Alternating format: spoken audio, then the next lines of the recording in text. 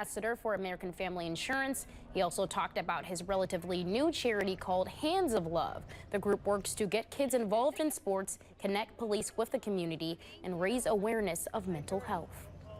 Suicide prevention, mental health awareness, trying to bring awareness to those issues and the things that people are going through is something that's very, very big. So we've partnered with different organizations and other foundations who do a lot in the mental health awareness space to try and help them out in any way we can.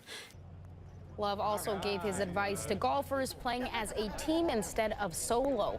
He tells them not to get frustrated if their teammate isn't doing well and give them positive reinforcement when they're doing great.